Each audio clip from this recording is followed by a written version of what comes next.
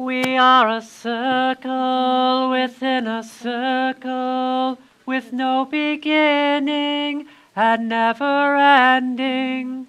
We are a circle within a circle, with no beginning and never ending. We are a circle within a circle, with no beginning and never ending. We are a circle within a circle, with no beginning and never ending. We travel together on Mother Earth in a cyclical journey, one with no beginning and no ending.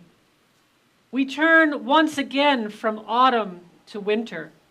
Earth Mother continues her circle, now leaning back from the sun, her annual dip into the darkness for those of us here in the north. Her dance brought us to the shortest day of the year yesterday, December 21st. And with the shortest day comes the longest night. And together, this day, this turning, is known as the winter solstice. Humans have marked this turning with stories and celebration of both the light and the dark. These traditions remind us that one would not exist without the other. They remind us that this ancient interplay between lightness and darkness remains a fundamental part of our existence in the universe. Such traditions are so powerful, they have been incorporated into modern holidays such as Christmas. Many of the customs now considered symbols of a Christian holiday, decorating trees with lights, hanging greens indoors, singing songs of celebration in times of darkness, come directly from pagan celebrations of winter solstice. And so we celebrate today the light and the dark, not separate, but together, each with its own gifts. This celebration would not be possible without each of you. Many hands helped us to create this sacred space within our temporary sanctuary this weekend. And I would specifically like to thank all of those who brought greens and all of those who were here on Friday evening, and Alie Wechsler for helping herd all the cats and make this all happen. So I remember a number of years ago, we used to try to do this just with a small group of people, and it would take us all weekend. And the last few years, we just started having a pizza party. And those of us that have been coming have been enjoying it and making the space. So thank you to all those that have contributed. Our music this morning, of course, is provided by our music director, Matt Anderson. And after service, Susan Gempler is once again offering her edible village during coffee hour. Phil Soskinsky is running our tech solo today on a very complicated service, so thank you, Phil. And we have many, many readers and participants today, including the Lupfer family, Gia Murphy, and Brooke and Robin Cannata, who are joining us today.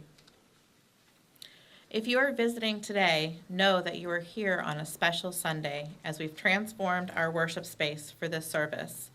We welcome you to join us any Sunday to journey together, find meaning in our lives and the world, and to connect with each other. Please take a moment to say hello to one of our welcome hosts after service. I believe our welcome hosts today are Jamal and Joan.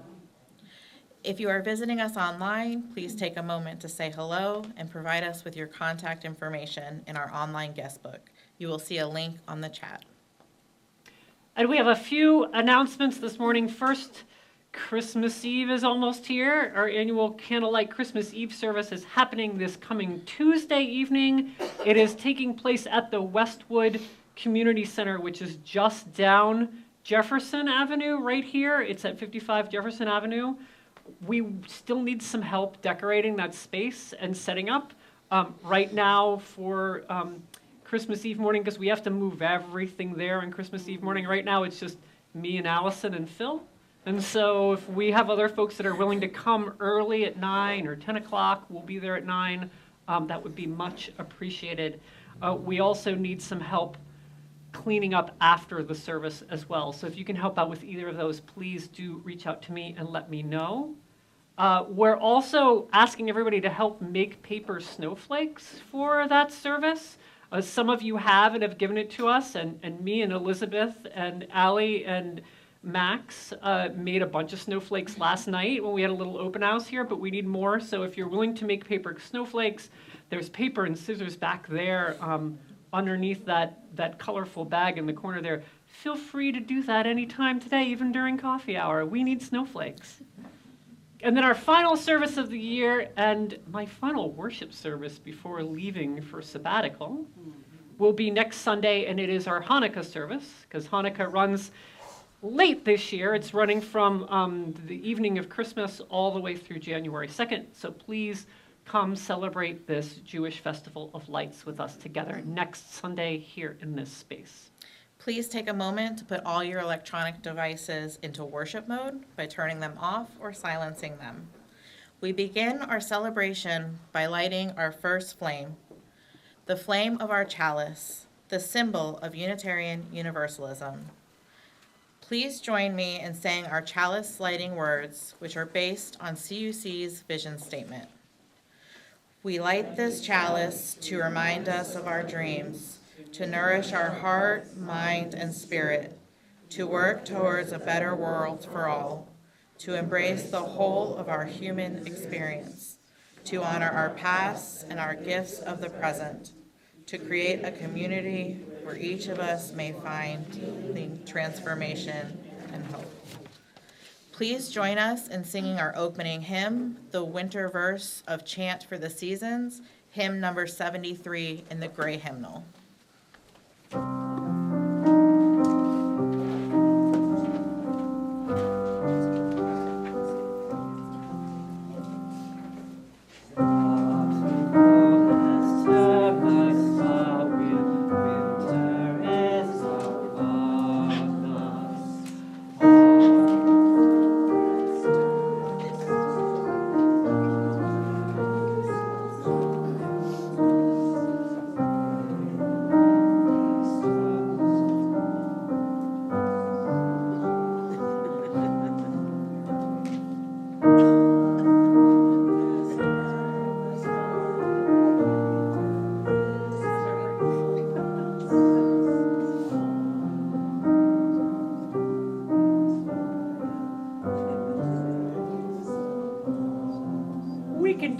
Now we've heard it through, we're going to sing it from the top.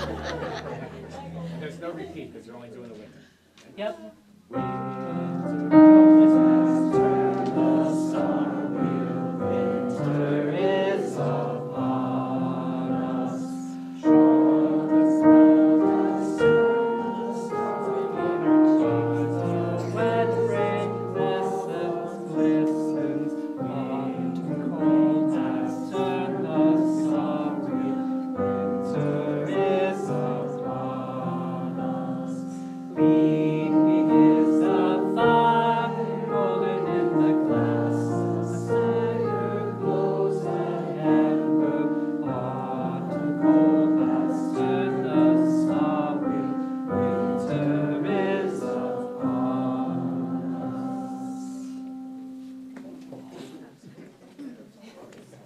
You know, it takes time to get used to winter.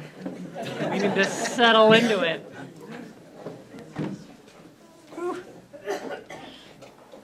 We're reading Winter Solstice by Reverend Rebecca Ann Parker. Perhaps for a moment, the typewriters will stop clicking, the wheels stop rolling, the computers desist from computing, and a hush will fall over the city. For an instant, in the stillness, the chiming of the celestial spheres will be heard as Earth hangs poised in the crystalline darkness and then gracefully tilts. Let there be a season when holiness is heard and the splendor of living is revealed. Stunned to stillness by beauty, we remember who we are and why we are here. There are inexplicable mysteries. We are not alone. In the universe, there moves a wild one whose gestures alter Earth's access toward love. In the immense darkness, everything spins with joy. The cosmos enfolds us. We are caught in a web of stars, cradled in a swaying embrace, rocked by the holy night, babes of the universe. Let this be the time we wake to life, like the spring wakes in the moment of winter solstice. Now I'm going to ask Jamal to turn off the lights as we move our flame to the center of our spiral.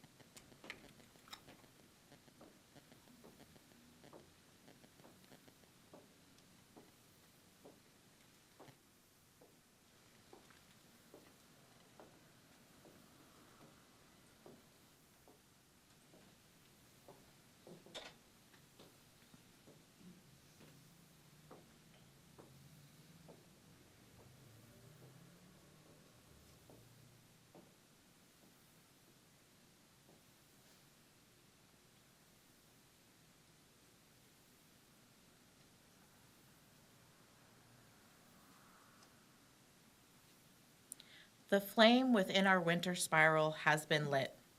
Our flame represents a spark within each of us. It beckons us to journey within and find the place where that flame resides. The evergreen spiral before you symbolizes this inward journey. This ancient form of worship, with its roots in pagan culture, has been adapted through the ages by Christians for worship during the season of Advent. Unitarian Universalists have also taken up this tradition, adding our own meaning and significance to the spiral walk. Each year we use our winter spiral to lift up wisdom and inspiration. As we proceed through our spiral journey today, we explore what we bring with us during these short, dark, cold days of winter. Earlier this year, our wider association affirmed a new articulation of our shared values as our Unitarian Universalists. Those values are interdependence, pluralism, justice, transformation, generosity, equality, and love.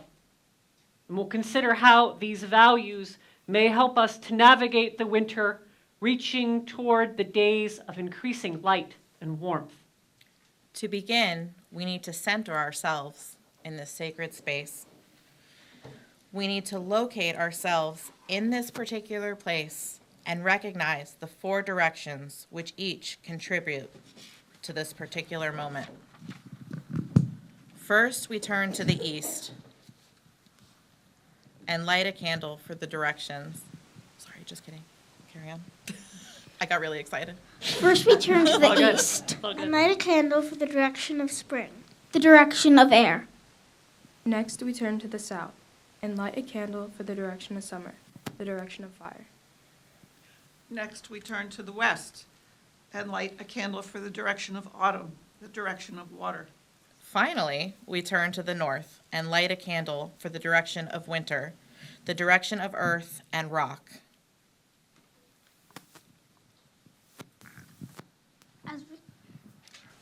Our foundation of love.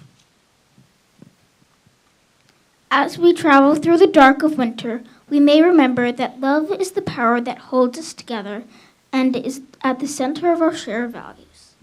We are accountable to one another for doing the work of living our shared values through the spiritual discipline of love. No Place by Jennifer Pratt Walter. There is not a place for everything. Hate, racism, corporate greed, the spoiling of Mother Earth. everything is not in its place.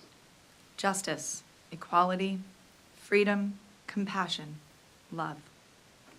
The place is within our collective hearts and minds. Where do you keep your love? Invite love in. Make a place for love, the others will follow. And as the Lupfer family walks our spiral, please rise in body or spirit to sing our next hymn, the Winter Solstice Chant. If you need the hymnal, it's the Teal Hymnal 1063. And Matt will play an intro for us, so we know how this one goes.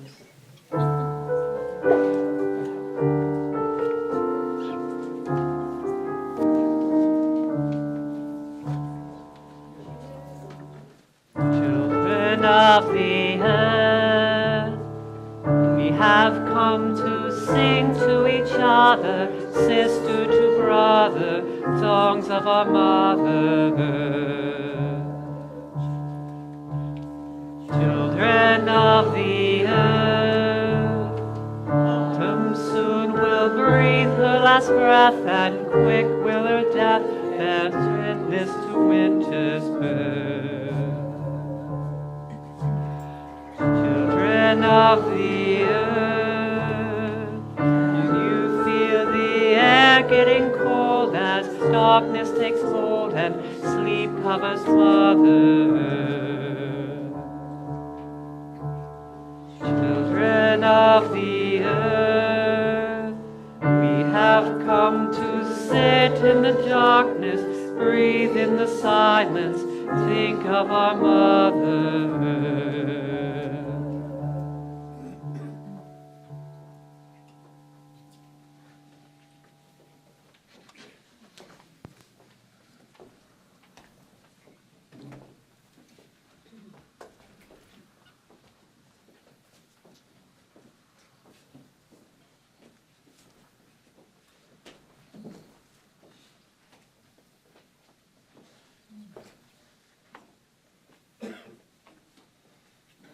As we travel through the dark of winter, may we remember to honor the interdependent web of all existence. With reverence for the great web of life, and with humility, we acknowledge our place in it. May we covenant to protect Earth and all beings from exploitation. May we create and nurture sustainable relationships of care and respect, mutuality and justice. May we work to repair harm and damaged relationships. May we also remember to celebrate that we are all sacred beings, diverse in culture, experience, and theology. May we covenant to learn from one another in our free and responsible search for truth and meaning. May we embrace our differences and commonalities with love, curiosity, and respect. Now is the time we share the joys and sorrows of this community. Something we take time to do each week as a way of caring for each other. I'll share the joys and sorrows that have been written out loud, and then I will share joys and sorrows from anybody online. So online, if you have any joys or sorrows to share, please write them in the chat now. And then I'll invite you to share out loud the name of anybody else you're holding in your heart today. We will follow that by a moment of silence and a moment of prayer. So let us prepare ourselves. Let us breathe in the shared breath of life and breathe out a shared breath of love. As we hear today the joys and sorrows for this community for Sunday, December 22nd, 2024, I invite you to share out loud the name of anybody else you are holding in your heart this morning.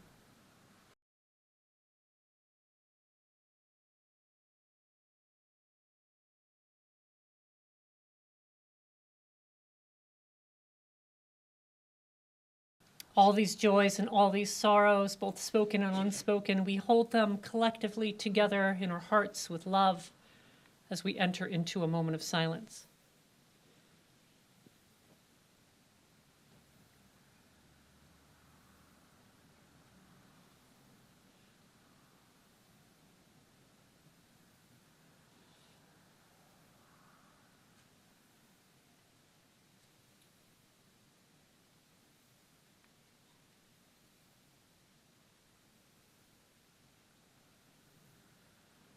Spirit of life, Spirit of love, weaver and connector of us all. We gather in these short days, only now beginning to get just slightly brighter, with the cold, harsh days of winter still ahead. We gather celebrating the blessings of our lives and gently, at the same time, holding each other's pain and suffering. May the dark of winter wrap her arms quietly around us, revealing her gifts of stillness, of calm, of the world laid bare before us in all its beauty and all its brokenness.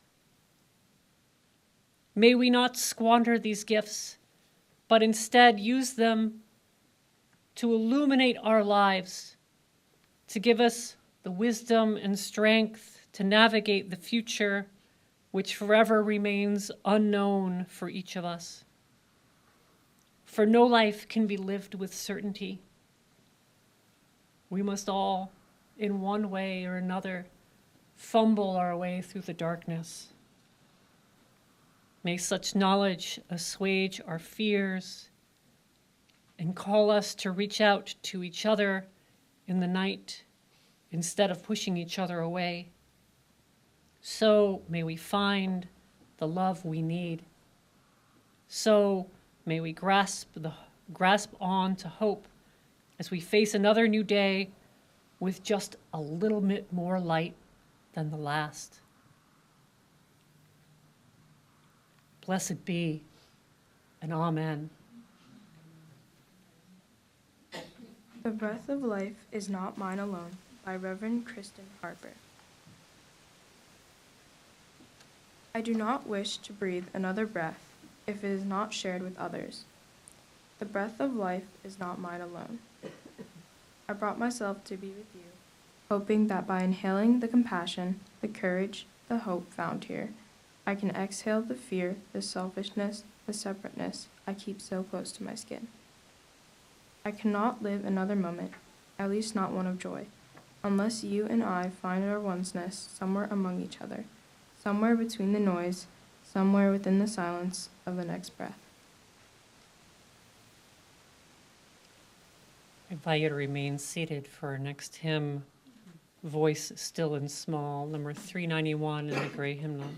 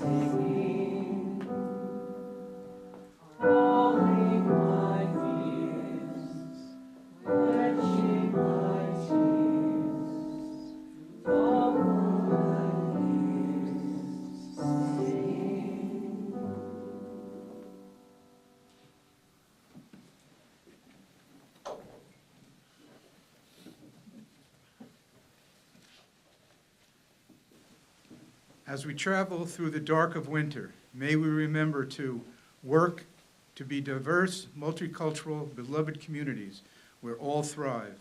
May we covenant to dismantle racism and all forms of systemic oppression. May we support the use of inclusive democratic processes to make decisions within our congregations, our association, and society at large. May we also remember to adapt to a changing world. May we covenant to collectively transform and grow spiritually, ethically. Openness to change is fundamental to our Unitarian Universalist heritages. Never complete and never perfect. We are called to pay attention by Amanda Udis Kessler.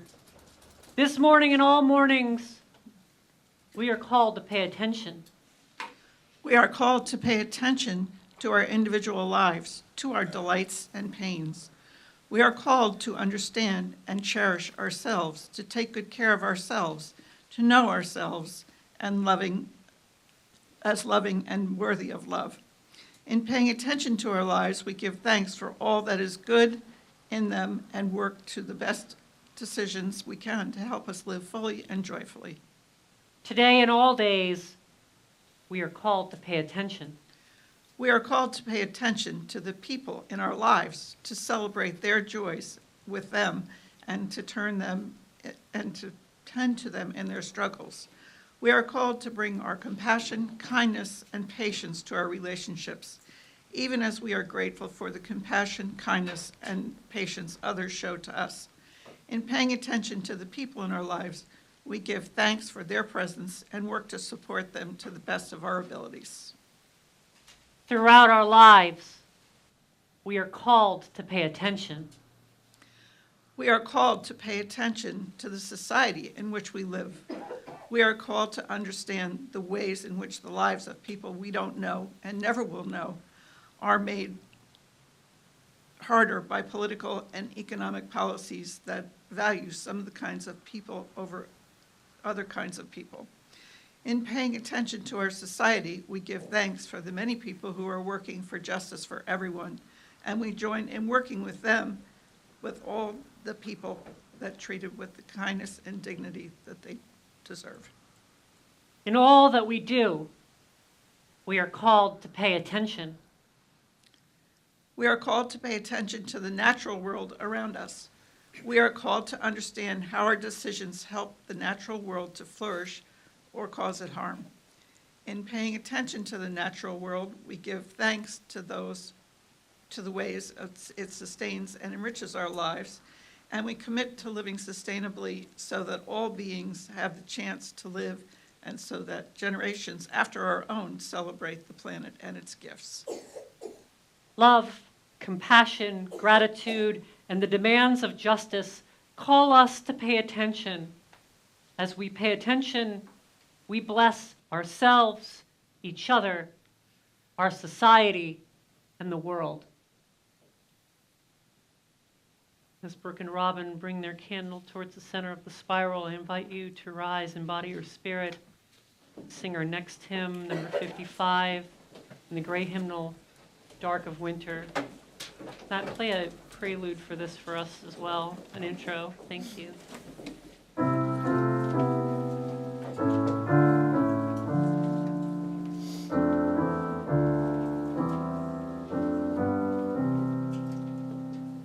Dark of winter, soft and still, your quiet calm surrounds me. Let my thoughts go where they will, ease my mind profoundly, and let my soul will sing a song, a blessed song of love eternal. Darkness soft and still, may your light to me.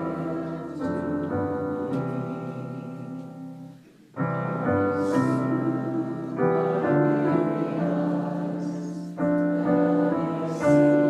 seen when my heart with sorrow cries, comfort and rest me.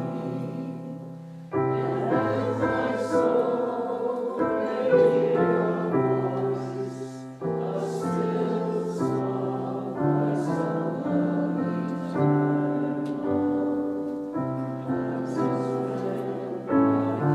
vision rise, let your peace flow through me.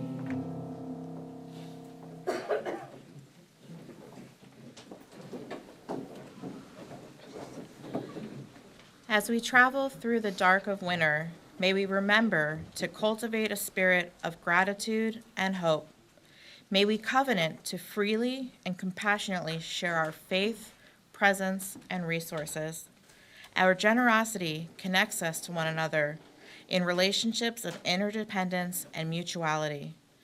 May we remember to declare that every person is inherently worthy and has the right to flourish with dignity, love, and compassion.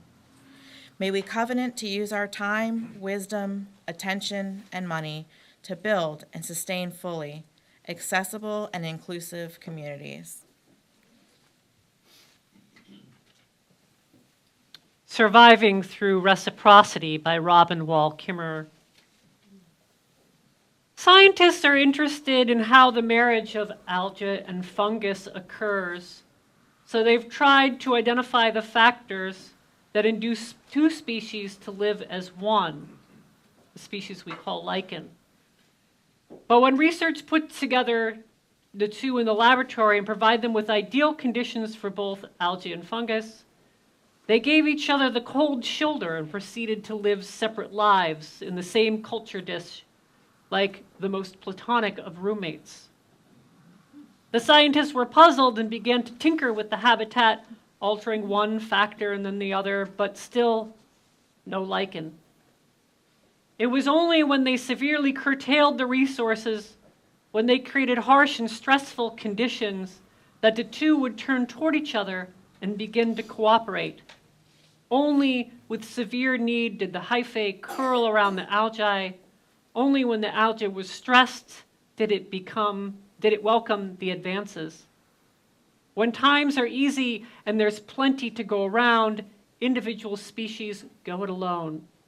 But when conditions are harsh and life is tenuous, it takes a team sworn to reciprocity to keep life going forward. In a world of scarcity, interconnection and mutual aid becomes critical for survival. So say the lichens.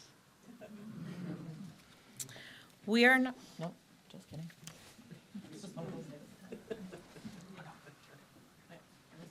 Nope, I was right. Okay.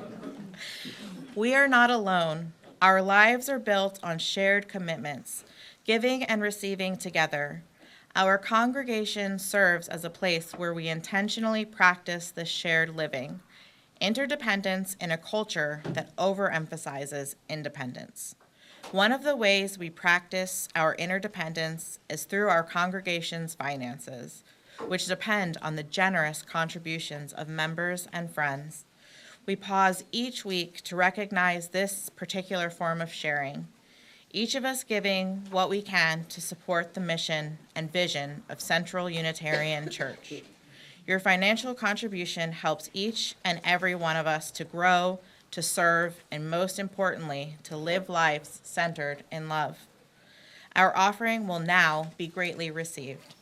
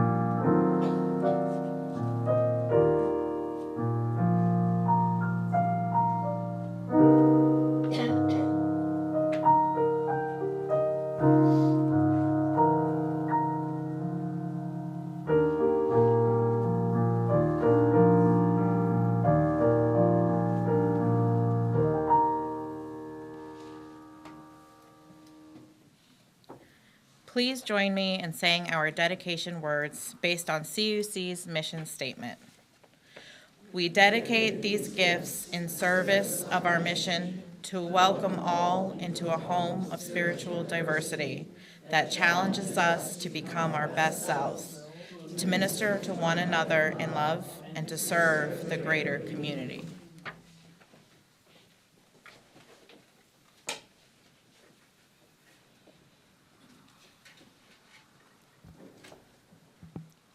I've been speaking with a number of you and others in my life about the state of the world, especially since the very charged and polarized elections of November. Many of us are feeling anxious and unsettled about the future. In some ways, this is an extension of how we've been feeling all along for at least the last decade.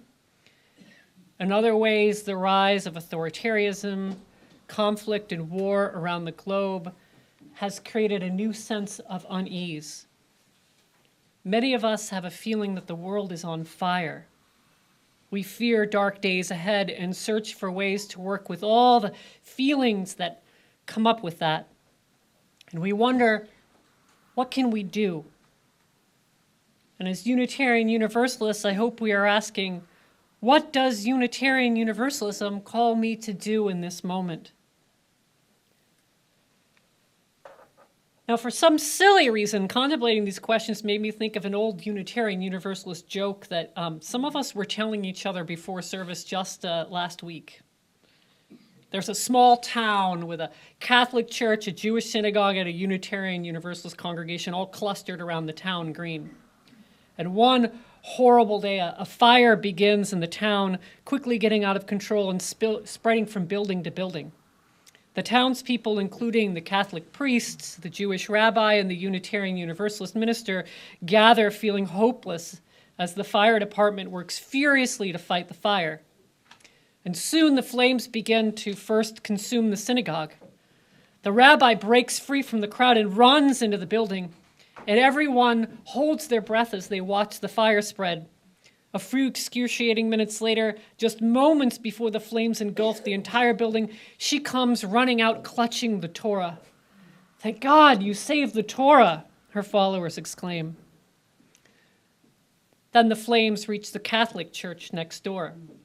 The priest, like the rabbi did before him, rushes into the building. Everyone holds their breath again as the fire spreads. And again, a few excruciating minutes later, just before the flames entirely engulf the church, he comes rushing out, clutching the communion silver. "Thank God, the communion silver," his followers exclaim. And the fire continues. The Unitarian Universalist congregation is next. The minister, like the other clergy, runs into the building. Again, everyone holds their breath as the fire spreads. And just seconds before the flames take the building, she rushes out, clutching something to her chest. "Blessed be," exclaim her followers, "the coffee urn."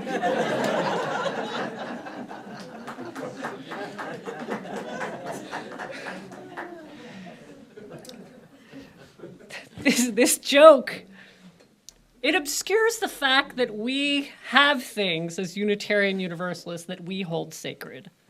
No, collectively, we don't have a common scripture like the Torah. We don't have a common act of consecration like the Christian communion.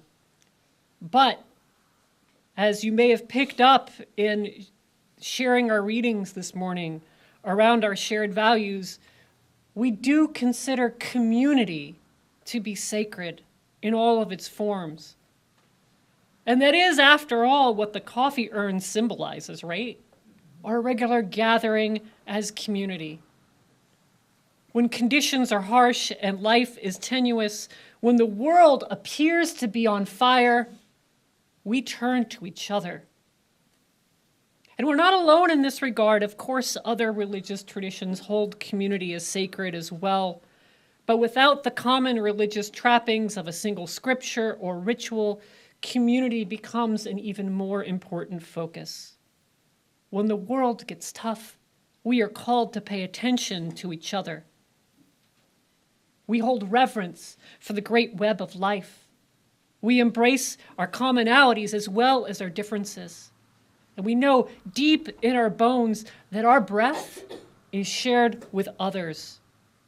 And we aim to share our whole selves to build beloved communities so that all may flourish. And when the building is on fire, we would risk our own safety and comfort for each other. We let love in. Let all else burn away. And this is what we will carry through our dark days. Taking a lesson from the lichen as shared with us by indigenous Patamonomy botanist Robin Wall Kimmerer, quote, when conditions are harsh and life is tenuous, we know it takes groups of people sworn to reciprocity to keep life going forward. In a world of scarcity, interconnection and mutual aid become critical for survival. And perhaps it's not a coincidence that during the decades that global wealth has skyrocketed, tripling over the last 2 decades according to the McKinsey Institute, we've begun to act like the lichen given ideal conditions. Too many of us around the world now give each other the cold shoulder and proceed to live separate lives. Now, communities that have faced stress such as oppression and scarcity of resources have always needed to turn to each other. And we all must remember to do the same. One important quality of our newly articulated shared values stands out to me. None of them can be practiced alone. Without interdependence, they all fall apart. One cannot act for justice and equality in isolation. Without others, there is no pluralism. Alone, we have no one to express our generosity or offer our acts of love. Alone, we have little impetus for personal or collective transformation. Our faith tradition of Unitarian Universalism calls on us to live lives rooted in community. This is a revelation for us as a faith tradition. Historically, while we have stood on the side of justice, we haven't always gotten it right. And our ancestors haven't always fared well during the darkest times. The optimism of universalism that all will be saved struggled against a country torn apart by the Civil War. Our high-minded Unitarian ancestors, embracing a humanist theology based on the inherent goodness of humankind, struggled with the horrific realities of the Holocaust and the invention of the atomic bomb. But we are a tradition that adapts to a changing world. Our newly articulated shared values, affirmed this summer at our UUA General Assembly, marks a shift in the way we think about and practice our faith tradition. This shift moves us more firmly outside of our individual search for truth and meaning and turns us toward each other. And this, I believe, especially during such highly anxious times, is our good news, the light that we share in the darkness. And this is to be celebrated with great joy. I want to deck the halls with all this great news, especially at this time. We need each other, and we have each other. So make fun of us all you want, but as we watch the fires of the world spread and burn, this minister is more than ready to save those darn coffee urns. How about you? Yes? Yes? Yes. So let's celebrate this good news together. Let us sing one more hymn together, one that's familiar to all of you, so we can all sing nice and loudly. If you need the words, they're on the screen or also in the Gray Hymnal 235. Deck the halls with boughs of holly.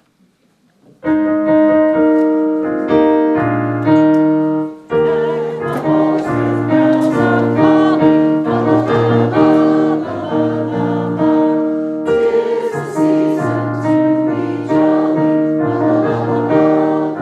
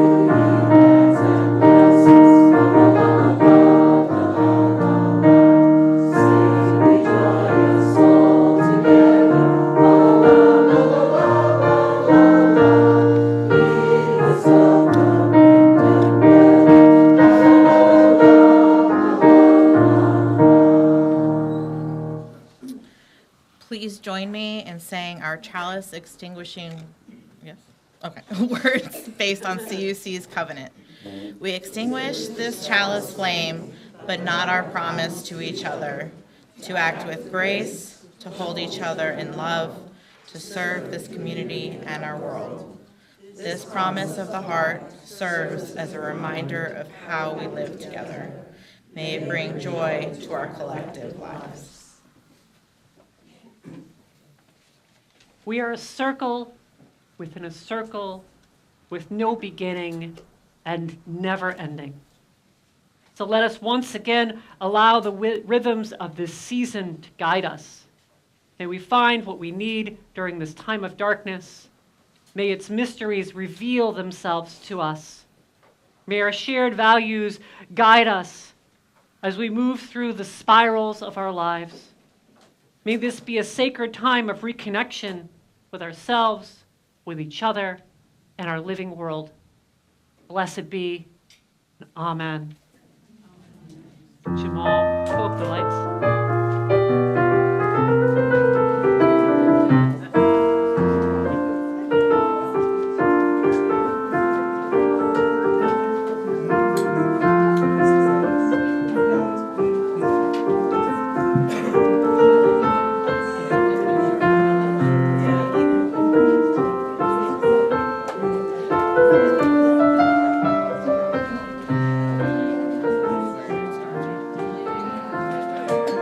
Good to see you.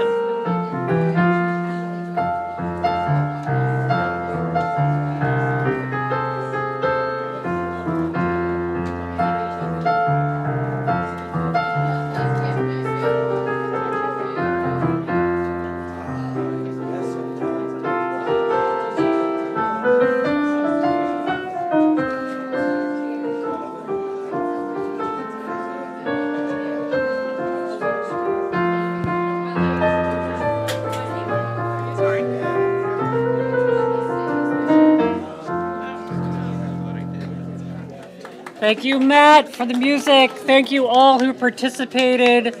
And don't forget, we have our edible village. And please make us some snowflakes.